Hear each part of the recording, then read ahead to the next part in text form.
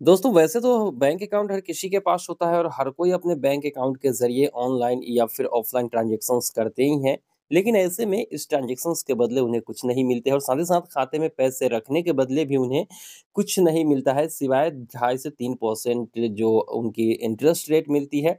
Maximum ढाई से 3% interest rate आपके खाते में जो सेविंग अकाउंट में पैसे जमे होते हैं उस पे मिलते हैं। लेकिन लेन-देन अगर आप करते हो तो वहाँ पर भी कोई कैशबैक आपको नहीं मिलता है। लेकिन कैसा हो अगर आपके उस बैंक में पड़े पैसे पर और साथ ही साथ जो आप यूपीआई के ज़रिए लेन-देन कर रहे हैं, उस पर भी कैशबैक मिले।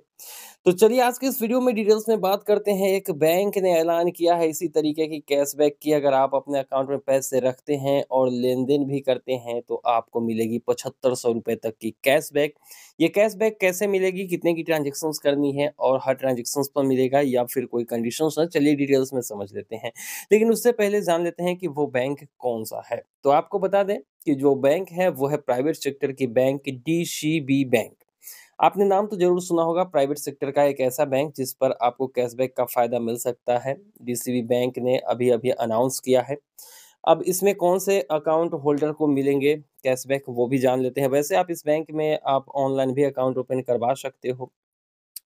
तो इसमें जो है हैप्पी सेविंग अकाउंट जिन यूज़र्स के पास है, उनको कैशबैक मिलेगी और अगर आपके पास हैप्पी सेविंग अकाउंट्स नहीं है, तो मौजूदा अकाउंट अगर आपके पास कोई भी है, तो उसको आप हैप्पी सेविंग अकाउंट में भी कन्वर्ट करा सकते हो और इसी हैप्पी सेविंग अकाउंट पर आपको ₹7500 तक का सालाना कैशबैक मिलेगा।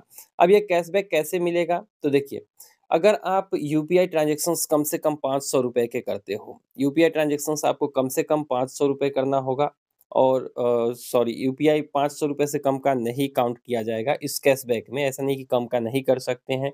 दूसरी बात ये है कि आपको जो कैशबैक मिलेगी वो तिमाही के हिसाब से मिलेगी कि 1 तिमाही में आपने कितने लेन-देन किए हैं और कितने पैसे खाते पर रखा है आपने।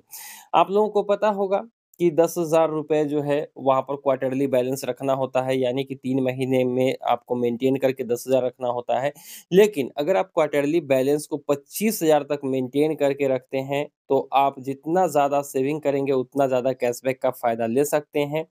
और अगर मैं यहाँ पर बात कर दूँ, सालाना आपको ₹7500 तक ही मिल सकते हैं, महीने का ₹625 के हिसाब से, लेकिन क्वार्टरली आपको जो है कैशबैक यहाँ पर बैंक की तरफ से दिया जाएगा, जो आप यूपीआई लेन-देन करेंगे उस पे और जो भी आप मिनिमम एवरेज बैलेंस मेंटेन करके ₹25,000 अगर आप रखते हैं, तभी आप एलिजिबल हो जाइएगा इस कैशबैक के लिए और अगर 25,000 से कम एवरेज बैलेंस आपका क्वार्टरली जाता है, तो फिर ऐसे में दिक्कत हो सकती है। अब क्वार्टरली एवरेज बैलेंस कहने से मतलब हुआ कि पहले महीने मान लिया कि 25,000 है, अगले महीने में आपने 50 रख दिया और उसके बाद अगले महीने में आपका 10,000 ही है, तो ऐसे में आपका जो है एवरेज क्वार्टरली बैलेंस 25,000 क्रॉस कर जाता है और आप इस कैशबैक के लिए एलिजिबल हो जाते हैं।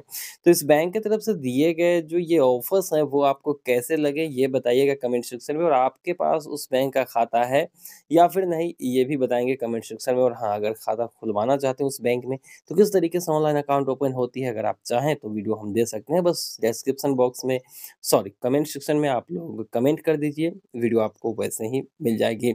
ख़ैर इस कैशबैक से रिलेटेड ये जानकारी आपको ज़रूर अच्छी लगी होगी और भी बैंक हो सकता है इस बैंक को देखकर आप लोगों को कैशबैक देने की शुरुआत करें और आप लोगों को पता है कि मिनिमम एवरेज बैलेंस रखना कितना ज़रूरी होता है हर बैंकों में। पीएनबी ने करोड़ों रुपए चार्ज काट के कमाए हैं कस्टमर्स के, जो एवरेज बैलेंस मेंटेन नहीं कर रहे थे। तो मिलते हैं किसी नई वीडियो में, आज के लिए बस इतना ही, दीजिए इजाज़त। Thank you.